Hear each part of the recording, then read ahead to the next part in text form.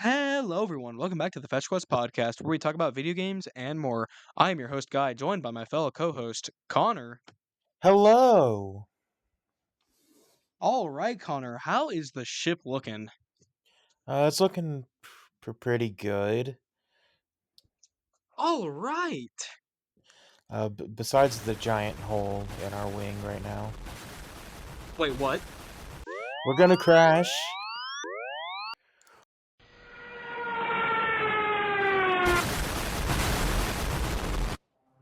Come on, we were right there, man. We were almost home. God damn it. So sorry, guy. It'll take a little while for the repairs to be done. Shit. What should we do to pass the time? Um, want to talk about Metroid Prime? Dude, perfect conversation for that. Today's topic, we're going to be talking about Metroid Prime, one of, if not the best games of the GameCube era, and one game that has just absolutely exploded in popularity as of recent due to Metroid Prime 4 being announced, and of course the Metroid Prime remaster that we were able to play on the Switch. Connor, Connor, tell me, how do you like your Metroid Prime? I think Metroid Prime is great. I think it perfectly transitions the classic 2D Metroid gameplay into a 3D environment. And overall, I think it's just a really good game. Yeah, same here, man. I mean, shit. I Before playing Metroid Prime, I have only played two other Metroid games, being Metroid Dread and Hollow Knight. And just so Wait, happens, that's not a Metroid game, guy. okay, Metroidvania, sorry. My bad. I very, very much love Metroid Dread and Hollow Knight. Some would even say it's some of my favorite games ever made. Hee hee hee hee. But when I thought of Metroid Prime and the remaster came out where I was able to play it, I was like, okay, there's no way they're actually going to be able to, you know, transition the Metroid style into a 3D environment. Like, come on, the movement is so smooth, the power ups are so good. How? And then I played it, and oh my god, I couldn't believe it. It was not only did they transition the Metroid style to a 3D environment, they did it just as good as those 2D games. Which, I mean, hell, for their first outing, they fucking knocked it out of the park, in my opinion. I 100% agree. Let's just give a quick basic explanation to start out. Just Yeah, of as a course. So Metroid Dread is, as we've Metroid said. Dread. I'm sorry, you said Metroid Dread earlier, and my brain's focused on that. Metroid Prime is as we've been saying, it is the first 3D Metroid game, and spawned I guess like spin-off series is a correct way to say it. The spin-off series of Metroid Prime from the base 2D Metroid games. Um, and instead of being, the classic 2D Metroidvania sort of style of games, they are first person shooter games and have a sort of Metroid esque level design to them. And I think, and honestly, I think that is the best way to do a Metroid game, like a 3D Metroid game. Like the first person shooter aspect just makes too much sense.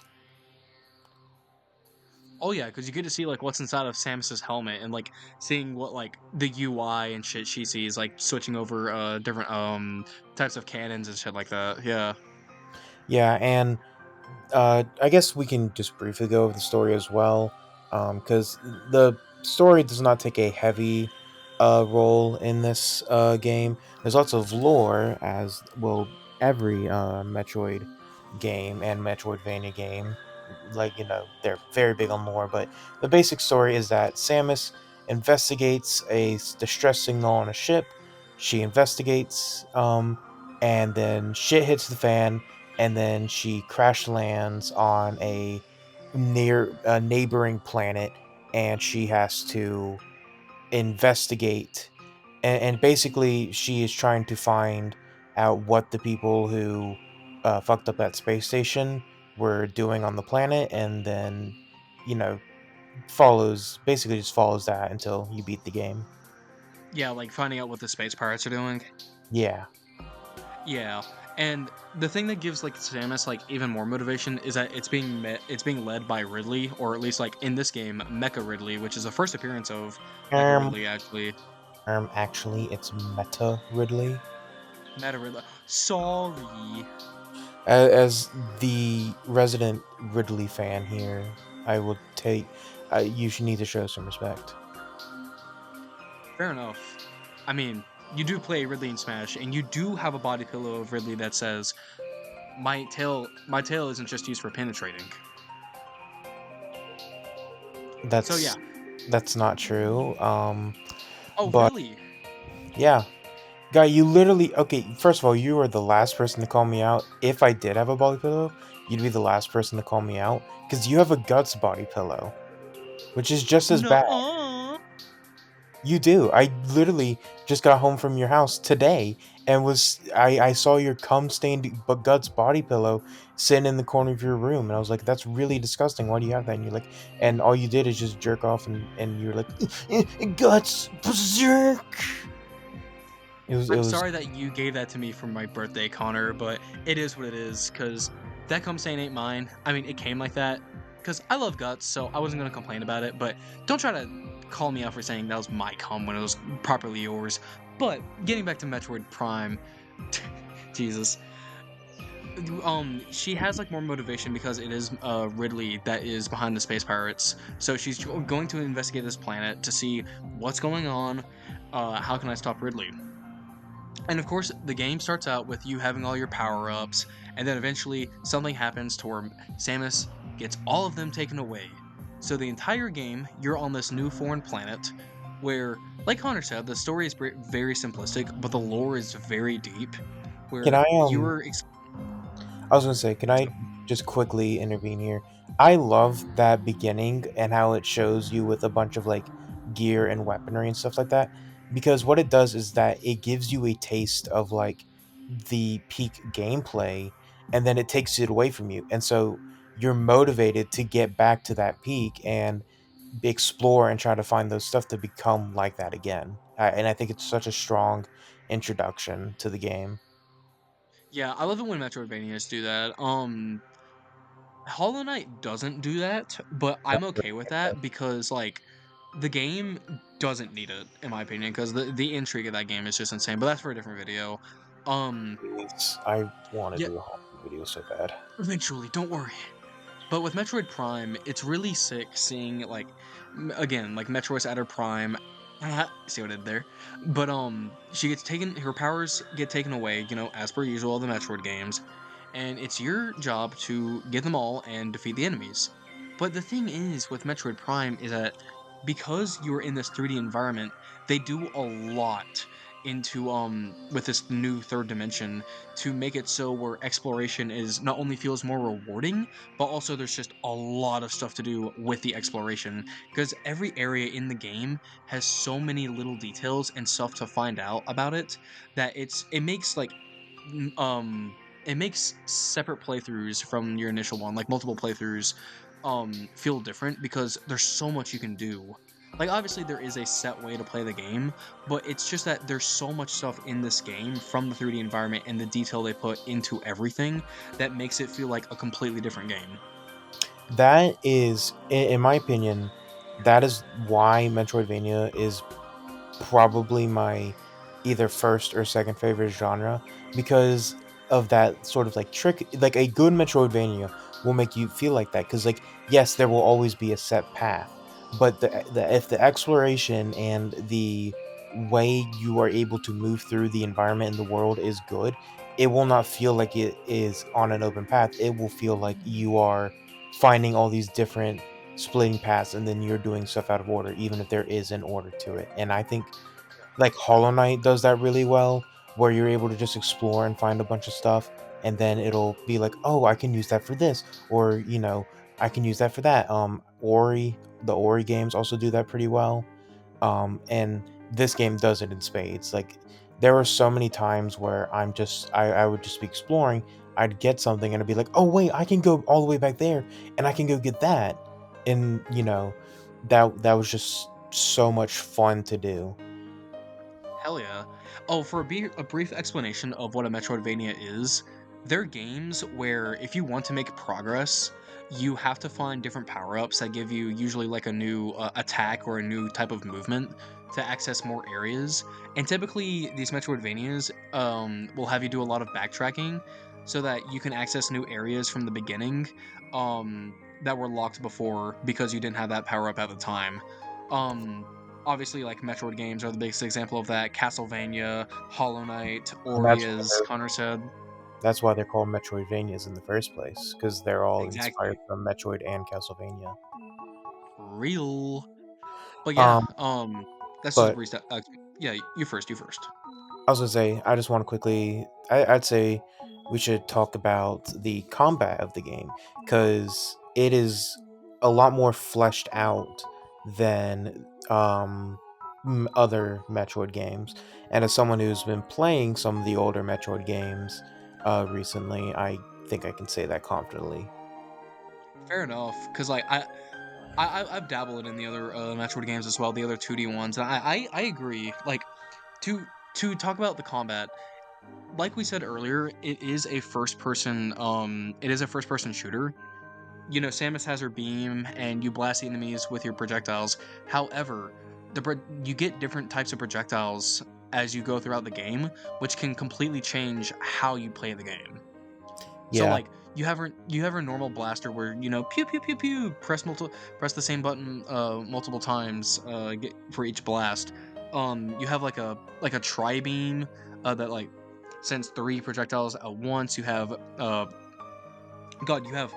freeze missiles, and then you have like a heat laser. There's a variety with the combat, and what's really cool is that the game like utilizes enemy variety in a way to where they want you to use all the different missiles because there are enemies in the game where they can only be hit by a certain type of missile, you which mean means like that you have to use that certain missile to kill them, of course, which might seem restrictive, but I just think it's a really good way of making sure the audience gets familiar with what that missile and the projectile type can do. do you mean lasers? Yeah, lasers, lasers. Okay, because the only reason I want to make that distinction is because there are lasers and there are missiles, and they are uh, very different. This is true. Missiles, Missiles are a resource, by the way. yeah, missiles are just like general, like very heavy hitting weapon, while the lasers are constantly shifting. And as you explained, you've got I think it's called the wave beam, the regular beam, the freeze beam, and the heat beam. I again, it could be very wrong, but get the general idea of them.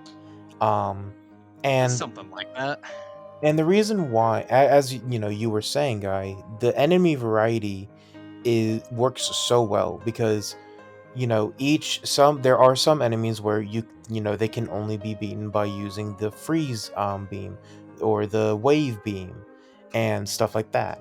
And there are certain doors that can only be opened by shooting them with the freeze beam and stuff like that. And that Yeah. it really builds this, and it's easy to switch between it, so you get into this like fluid motion of just constantly switching between your beams in order to fight different enemy types. And you know a big part of the combat, and why I think that fluidity is successful, is through the different ranges of movement that Samus gets. Samus can, when you are in your battle mode, there are three different modes you can be in. You've got Scan, which will let you see an enemy's weak points and just give you general lore and stuff if you scan certain objects. You get X-ray mode, which, as the name implies, you can see X-ray stuff. You've got a heat vision mode, which, as the name implies, and then you've got the battle mode, which lets you fight. Um, Y- and in that yeah. mode, you can lock on to enemies. And when you lock on, you get access to an air dash where if you jump, and I can't remember what the other button is, but you are able to dash side to side to avoid projectiles and stuff like that.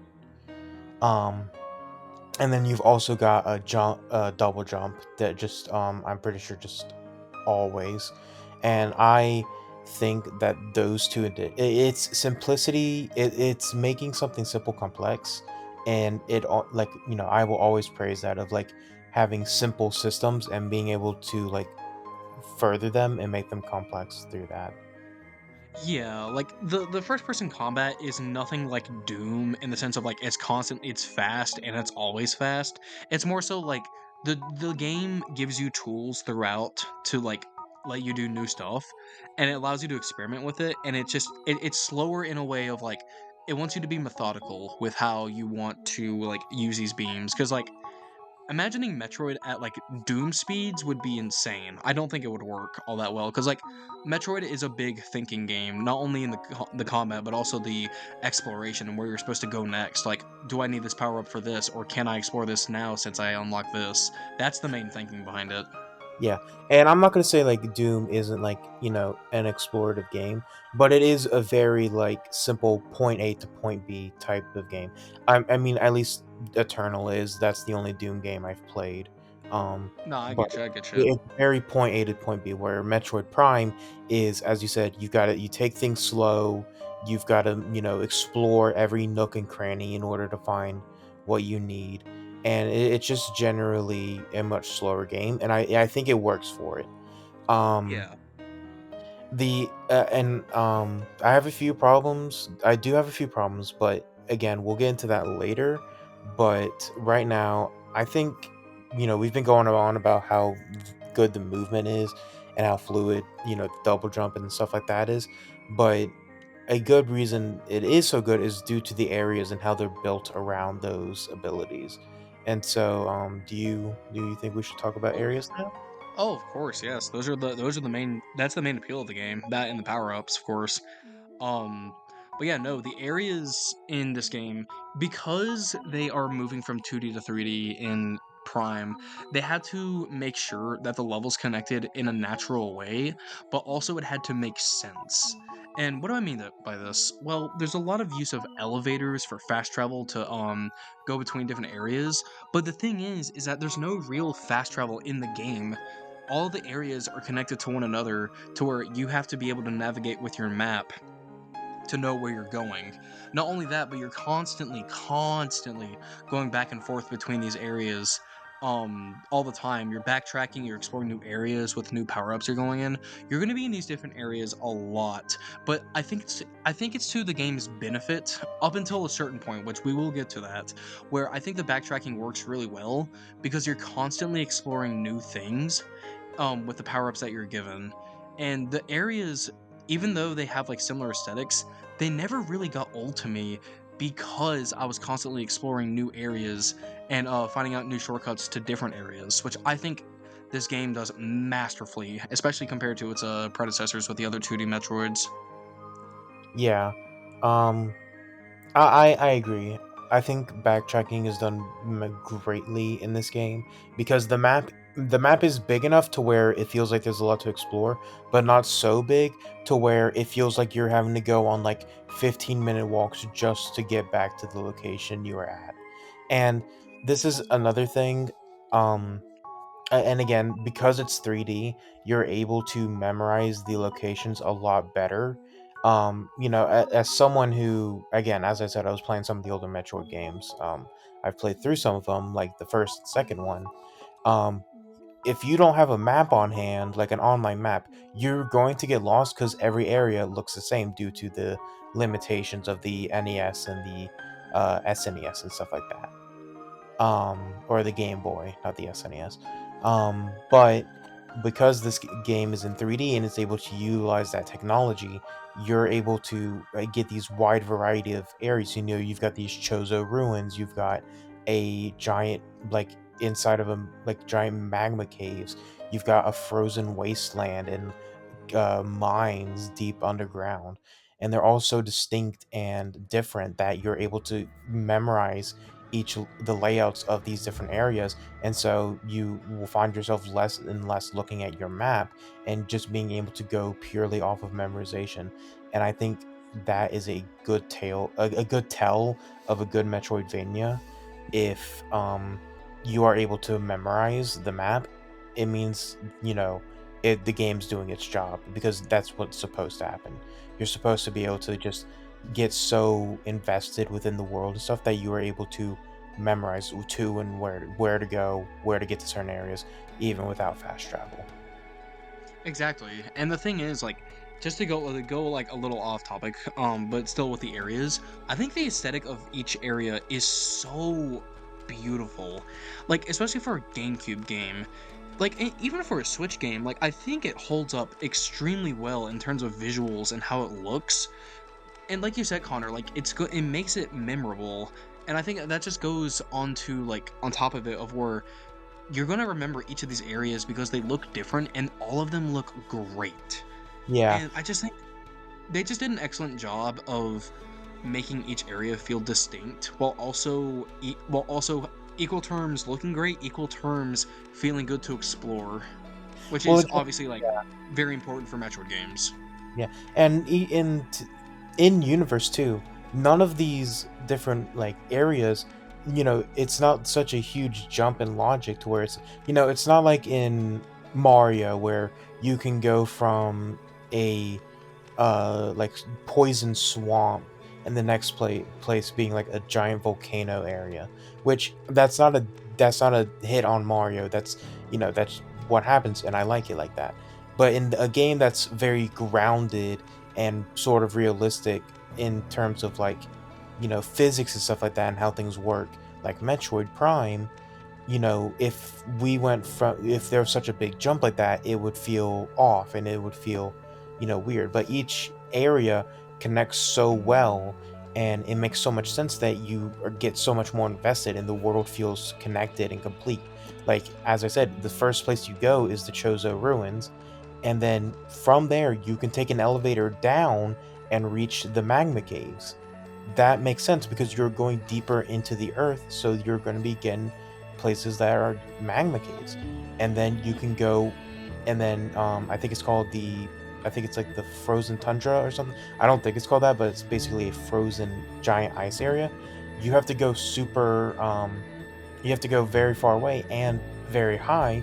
So in universe, it makes sense that it's really frozen and cold and stuff like that. And that there's such what good sorry there's such a great amount of thought put into the level design and into the world itself, that as someone who loves world building and stuff like that, it it really makes me happy to see that. Yeah, of course, man, of course. I kind of want to move away from the areas a little bit. I want to talk about like what you fight in those areas, like the enemies and the bosses, because I think Ooh. the bosses in this game are really, really good, especially that final boss. Oh my god. Oh yeah, the bosses are amazing. Like, each one of them is like just perfect for the area, and just fulfill their roles would be a good term. But they're all pretty challenging for where you're at in the game, and especially some of the later fights are actually like pretty hard, if I say so myself. Yeah, I would agree. Like, the one you fight before the final boss, I actually had a little trouble with. I think the final boss in and of itself, if you don't have like very good Here. if you don't know like how to dodge very well or like know the gimmick of the fight, it can be pretty challenging. But like out of the Metroid games, like obviously they don't have like the most complex bosses, but I think the spectacle of them and just using the power ups that you used to unlock the area that you're in right now to fight the boss is really fun because the bosses in them, it's like Zelda, where the bosses in and of themselves are puzzles where you have to use the power ups slash items that you have to beat the boss. Yeah, exactly. um The first boss, I think, is a great example of that because it's the tutorial boss. You have a lot of your items and stuff equipped, but you're still getting used to them, so it's pretty easy. That first boss, it's right at the beginning of the game. I think we can say what it is. It's the Parasite Queen, which it's Yes. Smashy Bros. It's Smashy Bros. It's the Smashy Bros stage. Oh my goodness. Just as just a quick side thing, it was so cool fighting this boss after of playing like Smash for a while, and seeing the inspiration and stuff for it, because it was just so cool to see. Like, For real, it, real. yeah, Especially it, visualized, like on like in fighting it. I completely agree. It's sick. yeah, it, and you know, it was so cool. But and a part of that is because the Parasite Queen's a pretty epic boss. It teaches you, it basically is a tutorial for how to use the movement in combat effectively, because a lot of the times you're having to air dash around its projectiles and stuff like that, and jump over them, and it just gets you adjusted to the basic controls in the heated combat, and it's really good. It serves a great purpose there. um and then you've got each area has its own main boss. The Chozo Ruins has, I think it's called Flagra, I think that's what it's called, which is a giant mutant plant monster that, um it has basically been poisoning all the waters around, and then once you defeat it, the waters become clear again, and then you're able to explore a lot more areas and stuff like that because of it. Yeah, it's so sick because I love seeing the impact of the environment that like from you, because you obviously have to affect the environment to move around, but it's like it's so sick being able to see it and just see like what new shit you unlock. It's so sick. Yeah, and I keep saying this, but it really is true of like just how good of a Metroid Vania game this is. And I know technically it's not a Metroidvania game since it is a Metroid game, but you know what I mean. Um But it is but a Metroidvania game because it is Metroid. yeah. But again, it's, still like that is just it's so cool to see. Like games that work like that, where once you beat a boss or an enemy, you are able to either explore different areas of the map, whether that be through a power up or, in this case, an environmental impact. It's just so peak. Like Ori, I'm pretty sure Ori does as well, where once you beat a boss, you will get a power up that will allow you to uh, explore different areas. Hollow Knight does this as well with giving you different power ups whenever you've beaten a boss. Like it's just so it makes it feel like you yourself are having an impact on how the world works and how you are progressing through it, and it's so cool. It really is because it's I love just like seeing all the progress that I make because is seeing the environment and getting the power ups and whatnot, like it's progress, but it's not just any progress, it's good progress because you know that not only does this affect how you can fight enemies, like with whatever tool you just unlocked, but you also know that you can get new stuff and more power ups from this, meaning that there's more to experience with the game because you got this. I don't know. It's a weird magic to I explain think, with like yeah, games like these that it's just it's done very well in the 3D environment because they do a lot with the third dimension and you have to explore so much, yeah, but it's so worth it. yeah. No, I 100% agree. The bosses in this game accomplish like three different things. They give you a decent challenge and a way to test your strength. They let you unlock new power-ups and uh deepen and explore different paths through the world, and they deepen the world building and stuff like that by those like environmental impacts and stuff like that. Exactly. I love the bosses in this game. I really do. Like they're not the hardest. I don't think they're like I like, in all honesty, I don't even think they're like in my top 10 and or like top 20 in terms of like bosses ever, but they're just really fun in like terms of like how you're supposed to beat them. There's always something niche about them that makes them like a puzzle, and it's so sick. Yeah. I don't want to talk about any of the specific bosses because I don't want to spoil it for people, because if we were to talk about like how you beat some of the bosses, that just kind of takes away some of the magic, in my opinion. Oh no, 100%. I only bought up the first two bosses because they're pretty early into the game, and I also didn't talk about specifically how you're supposed to beat them because again, that takes all the fun about it out of it. Because as Real you said, and true. because if you go into something and you immediately know the answer to it, not only does it take all the challenge out of it, but it just doesn't make it fun. No, Um, real. but I think we should talk about the collectibles in this game because I know you have problem with a certain set of collectibles in this I game. was just about to Um, fucking say them. Ugh. yeah, there are. I'd say there are three main types of collectibles. You've got the lore stuff, which they're pretty insignificant. Usually, you obtain these by scanning stuff, and they're sort of just bit little lore drops, which are pretty cool. But again, don't have a huge impact on anything. Then you've got the equipment. I'll say the equipment. Your upgrades like the missile carriers, the energy tanks, upgrades to your suit and stuff like that. And then you've got the Chozo artifacts, which I know Guy has a lot of problems with. Um, Yes.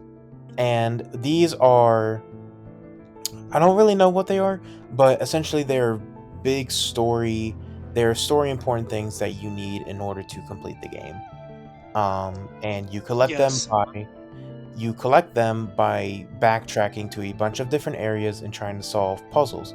And a cool thing, before I let Guy rant about them, because I know he doesn't like them, I will say one cool thing I do like about the Chozo artifacts is that you can basically get amount of throughout the game you can keep going back to where you get them, or at least hear about them, and you can get information on new ones. And so throughout the game you can slowly keep collecting them if you know where to look. But Guy, I will hand the mic over to you and you can talk about the Chozo artifacts.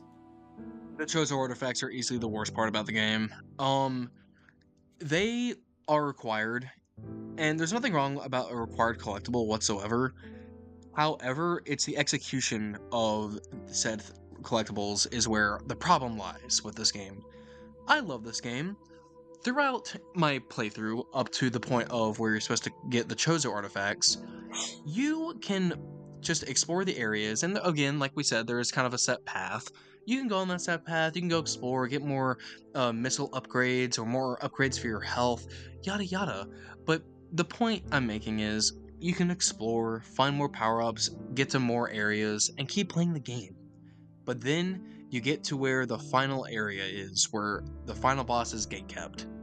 And the game says, no, no, no, you can't go there. Why?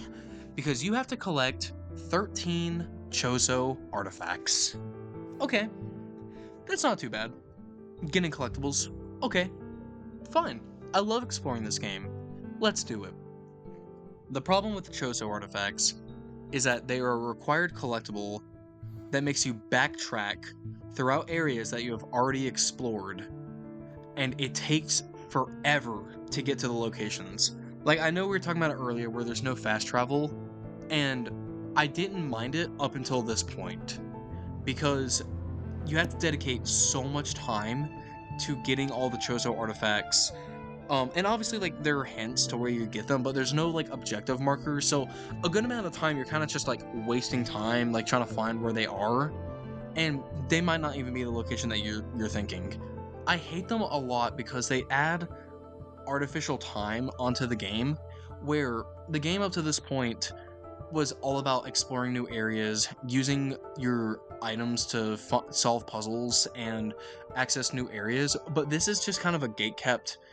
It kind of like it's a gatekeeper from the final boss, just telling you know you didn't explore good enough, go waste 3 hours of your playthrough trying to find all of them because you didn't get them in this very specific moment. And I hate that. I really fucking hate that because it slows the pace of the game down so much, and it really just it goes against the design of the game. Like you're not collecting any new power-ups that make it better, like that make you better as Samus or make you more powerful. It's not doing any of that. It's literally there to just gatekeep you from the final boss. Which, okay, I'm not gonna lie, the final boss is so fucking good. It might be kind of worth getting all the chosen artifacts, but almost. But I don't know. It just goes against the design of the game, and that's something I really have a problem with, and it prevents the game from being an all-time favorite for me, if I'm gonna be honest. I'm going to disagree on a few points of that. Um, and I do agree with a good amount of things that you said. I don't think it ruins the game for me by any means, and I don't think But it I go. never said it ruins the game for me. It just slows it down a lot for me. Um, yeah, okay, yeah, but I I agree that it can be a little hard to figure out what you're supposed to do in select areas. I know there's this one in the frozen area that took me a long time to figure out until I finally got it. Um, but for me, I don't think I think finding the location they're in is pretty easy because a lot of the hints that they'll give you basically either tell you the name of the area like of the specific room that they're in, because on the map each room is named, so they'll either basically just flat out tell you where it is or like have the words in it, or they will be very sort of they will implicate something very heavily onto where that room is, and you're able to get there pretty quickly.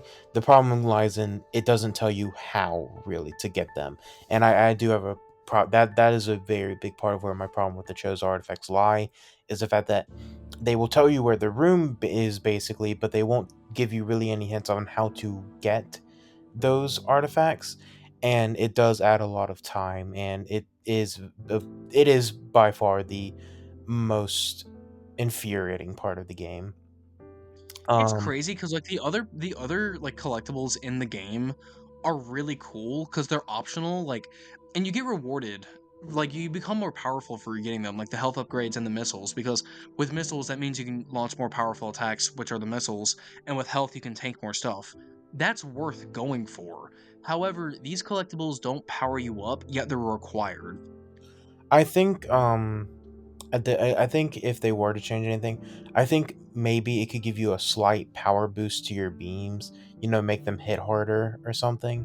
I think that would have been a good change, because once you get certain beams, there's just no point in using like some of the earlier beams, like the just basic laser beam, like because it doesn't hit that hard and you only need it for a few select enemies. But I still think that they aren't that horrible of an inclusion. I think what would have made them a lot worse or a lot better is if there were fewer of them, and as I said, if they gave you like a slight boost to something. I But agree with I that for I, sure. I do understand where you're coming from. They are definitely a little annoying, but I personally don't think it goes against the design of the game that much, and I definitely don't think it, lessens how much I like the game, because everything else in it besides this one sour spot is really good, and there are countless games I can think of that have those like big sour spots, but the overall package is just so good that it doesn't matter. Yeah, no, like don't get me wrong. I still think this is a masterpiece of a video game. I just really hate that I just hate the design decisions with the Chozo artifacts really. And again, like you said, there are sour spots in some of my favorite video games, but I can overlook them because everything else is really fucking good. It just I don't know. It's just a really big sore thumb for me because I don't know. It's such a I guess it's cuz it's so jarring compared to everything else in the game in terms of like what they are and what they're trying to do, I guess. You know what I mean? I can kind of get that, but I think we should give our concluding points. Yeah, of course. Because I'll let you go first, man. Yeah. all right. Um, actually, how about you go first? I want a bit of time to collect some of my thoughts. You know, fair enough, man. Fair enough. Metroid Prime, I think, is going to be one of the is can be claimed as like one of the few games ever that will contend like the best video games spot forever. I think this game does everything it tries to do perfectly. Again, like this is the first 3D Metroid game in the Metroid series, and they knocked it out of the park. You wouldn't think they did, like on the first attempt, but they really did. And this is up there with like one of the best games I've ever played. Honestly, scratch what I said earlier about it being an all-time favorite of mine, because like, yeah, chosen artifacts are a problem with me, but like everything else I experienced with the game was so fucking good. It's really, really good. And I'm just glad that more people are able to play it now with the Metroid Prime remaster. And this game, honestly, deserves all the praise it gets. I do think there are better Metroidvanias out there. I think Hollow Knight's actually a little better, but that should not detract from the fact that I think Metroid Prime, for the first 3D Metroid game in the series, they fucking knocked it out of the park in terms of like what they wanted to accomplish, what they wanted to do with the IP, and how they were going to do the Metroid series with a third dimension. And overall, guys, come on, $40 for this good of a game? Pretty fucking worth it. And also, the Metroid Prime remaster came out on my birthday, so I might have a little bias there, but I don't care. It's peak as hell and best birthday ever. That's all I'm gonna say. We're not gonna talk about the fact that you got it day one on your birthday, and then it took you like 5 or 6 months to beat it when you were right on the end. Right, you were guy. I'm not kidding. When you showed me where you were after you had put down the game, you were like 3 4 hours away from the ending, and It's I I'm being so real. I'm being so real. It's the Chozo artifacts. I I don't even guy where you were. You hadn't even got I to the know it's Kozo bad. I know artifacts. it's bad. I know. One of my character flaws is that sometimes when I put down a game that I really like, it takes me a while to beat it. It's a character flaw. Don't get me wrong. And Everyone yeah, has their I flaws. don't- I and should yet not have done that, but it's okay. I finished it because it's peak. yeah, in for me in the group, I was the one who would never beat games. Yeah, you I don't want to rag on this too much, but it's still so funny to me that I was the one that would constantly, be said, be told you're the one who doesn't beat video games when you got it day one and then didn't beat it till like what, like August or September. Something like that. Don't worry about it. But I'll I'll go over my concluding points real quick. Um, I agree with you what you said.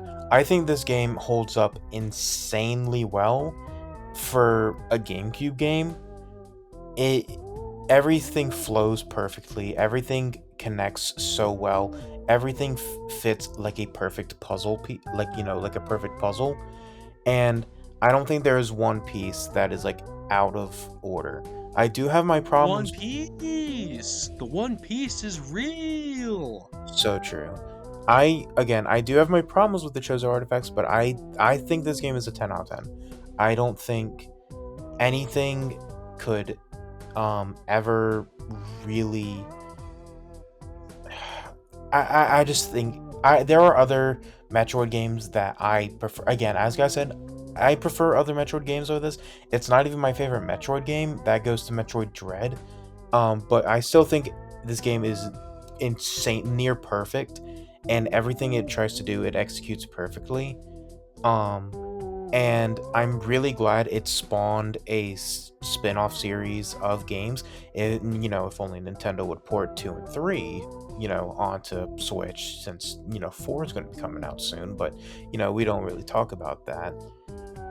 But I mean, Real. that still makes zero sense to me. Like they remastered Prime 1, yet they haven't done anything with 2 or 3 yet, even though they're coming out with 4. Because that's going to be so awkward if I play Metroid Prime 1 and then play Metroid Prime 4 and then skip the other 2 games. Well, technically 3 because there's Metroid Prime Hunters. Um That is true, but I think it's just gonna have to be an emulated circumstance. Yeah, I mean, who knows? Maybe they'll do like a Pikmin 1 and 2 situation where closer to 4's release date, they'll put out like Metroid Prime and Metroid Prime 2 and Metroid Prime 3, but we can only hope. But again, I think this game's peak. I think it is just amazing in everything it does. And this is actually the game that cemented me as being a Metroid fan, because this is what started me sort of going back and playing the old Metroid games with the Nintendo Switch Online thing and getting all of those games. And as of today, I'm able to play all the 2D Metroids because I have Samus Returns on my 3DS. Hell yeah, that's what's up. Yeah, and I guess that's why I'm sort of haggling Nintendo a bit to port 2 and 3 for Metroid Prime, because, I would just like to have all of those games completed, because this game, especially, even more than Dread, sort of made me a Metroid fan, and I am so glad it did. But, um, Guy, I think our ship has finally been prepared. I think we can head home. Is there anything we should say to the viewers before we take off? Remember, everyone, Metroid Peak. And if you like this kind of content and want more Peak content, you should press that like button and press the subscribe button. We need the support as much as we can get. If you like this kind of content, all I'm just saying, you should also leave a You should leave a comment. Sorry, I messed that up. You should leave a comment down below what your favorite moment in Metroid Prime was, and tell us what other Metroid games you want to see covered. But with that being said, guys, thank you so much for watching today's video on Metroid Prime. We've been FetchQuest, and Connor, it's time to set sail back into the stars. Catch you Yep. later. See ya. Oh, wait, Guy. What's We're up? out of fuel. Oh no. No!